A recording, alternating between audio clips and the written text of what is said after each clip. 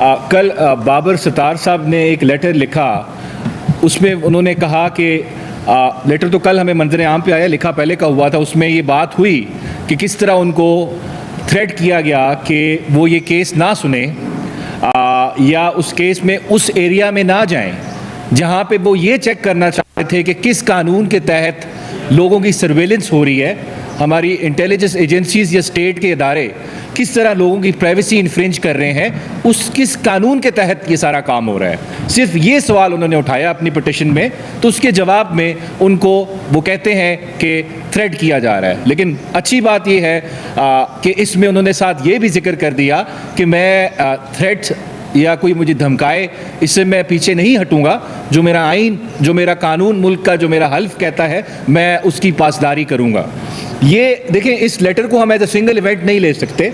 ये पिछले जो रजीम चेंज के बाद जिस तरह इस मुल्क का जुडिशल प्रोसेस जो है उसमें इंटरफेरेंस की गई, उसको कॉम्प्रोमाइज़ करने की कोशिश की गई और उसमें काफ़ी हद तक कामयाबी भी हासिल हुई, ये उसी का शाखसाना है।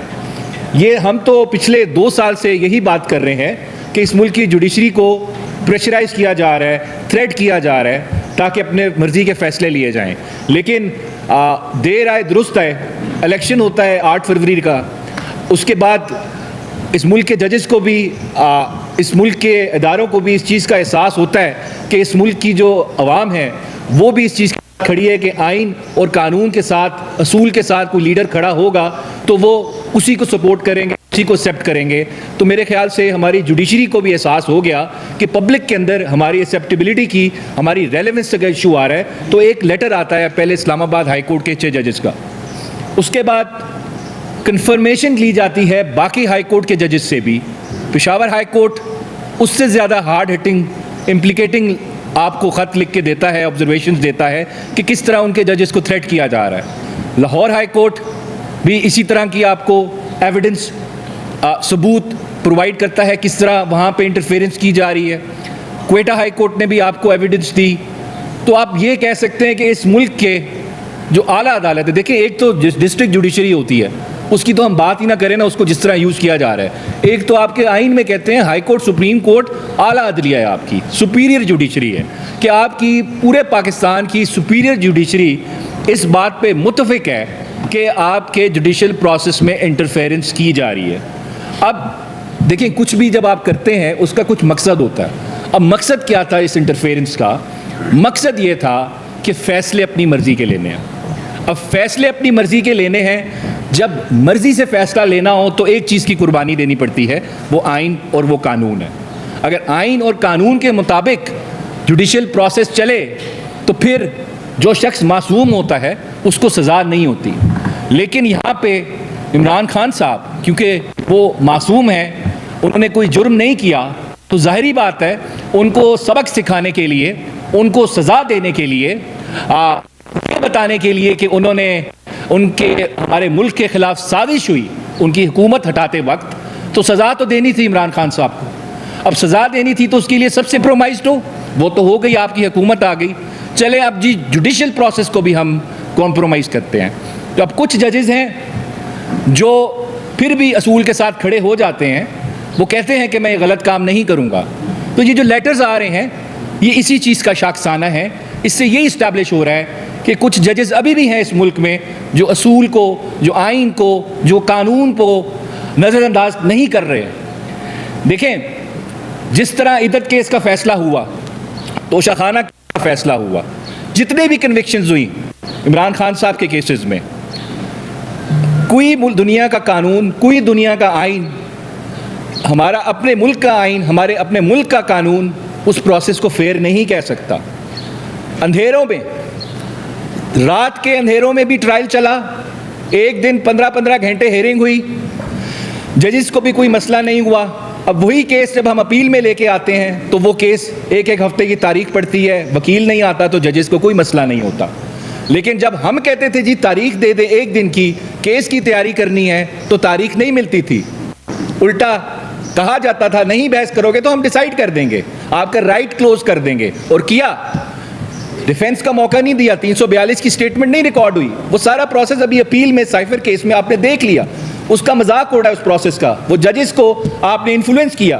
तो बात एंड पे मैं कंक्लूड इस बात पे, इस पॉइंट पे यही करूंगा कि प्रोसेस को आपने कॉम्प्रोमाइज किया, उसमें इंटरफेयर किया। मकसद क्या था आपका कि हमने एक शख्स को जो मासूम है उसको जेल के अंदर डालना है, उसको सज़ा देनी है। और सज़ा किस चीज़ की देनी है कि उसने सच बोला, अपने मुल्क के बारे में सोचा, अपनी आवाम के बारे में सोचा। अब एक और बड़ा इशू है, रऊफ साहब ने थोड़ा जिक्र किया, लाहौर हाई कोर्ट के जो चीफ जस्टिस हैं, इस वक्त दो इश्यूज हैं जो वो कर रहे हैं, कुछ मुल्क के पावरफुल लोगों को वो पसंद नहीं आ रहे, उसमें पंजाब हुकूमत भी शामिल है। एंटी टेररिस्ट कोर्ट के 5 जजेस अपॉइंट होने हैं और वो जजेस वो हैं जिन्होंने 9 मई के केस सुनने हैं। अब उन्होंने, क्यों देखें, कानून कहता है जब जुडिशियल बॉडी के कोई ऑफिसर्स अपॉइंट होते हैं in consultation with the chief justice होते हैं। अब सुप्रीम कोर्ट कह चुकी है अल जिहाद केस में, consultation means binding order by the chief justice, कि चीफ जस्टिस जो नाम देगा द गवर्नमेंट इज उसको नोटिफाई करना है। अब हो रहा क्या है, नाम गए में नोटिफाई हो रहा, अपनी मर्जी के जजेस चाहिए, दिलावर जैसे, अबुल हसनात जैसे, जो केस इस तरह चलाएं कि सबूत भी ना हो तो सजा दी जाए, डिफेंस का मौका भी ना दिया जाए। तो ये एक बड़ी फ्रिक्शन है। और सेम केस 400 इलेक्शन पिटिशंस हैं, 9 जजेस आपने मांगे लाहौर हाई कोर्ट से, उन्होंने आपको 9 नाम भेजे 2 डिफरेंट लेटर से, आपने उसमें से 2 जजेस अपॉइंट कर दिए, बड़े काबिल जजेस थे, बाकी 7 आपने उनको नोटिफाई नहीं किया। अब आप कह रहे हैं हमें दे, हम खुद पिक एंड चूज करेंगे। भाई, election commission is part of the rigging process, how can it choose the जजेस कि हम चूज करेंगे जो फैसला करेगा हमारे खिलाफ या हमारे हक में। हम तो कहते हैं इसमें election commission is part of the rigging, तो आप कैसे चूज करेंगे जज? इस वजह से जो आपको नाम दिए हैं लाहौर हाई कोर्ट के चीफ जस्टिस ने, वो आप पे बाइंडिंग है, आपने उनको फॉलो करना है। और यही सोर्स ऑफ फ्रिक्शन है, इस वक्त क्रिटिसाइज किया जा रहा है लाहौर हाई कोर्ट के चीफ जस्टिस को, क्योंकि वो झुक नहीं रहे किसी की ख्वाहिशात के आगे, किसी के ऑर्डर्स के आगे, वो कानून को, वो आइन को फॉलो करना चाह रहे हैं। इस तरह बाकी किस तरह साइफर केस डिले किया जा रहा है और इद्दत केस डिले किया जा रहा है, वो नईम उस पर आपको काफ़ी क्लियरली बता देंगे। बस मैं इसमें देखें बात बस कंक्लूड करूँगा, अगर देखें हमने डिसाइड करना है कि इस मुल्क ने आइन के मुताबिक चलना है कि किसी की ख्वाहिश के मुताबिक चलना है। अगर ख्वाहिश के मुताबिक चलाना है तो फिर इस आइन को हम साइड पे कर देते हैं, एक दफ़ा ये अनाउंस कर देते हैं कि इस मुल्क में बादशाह चलेगी।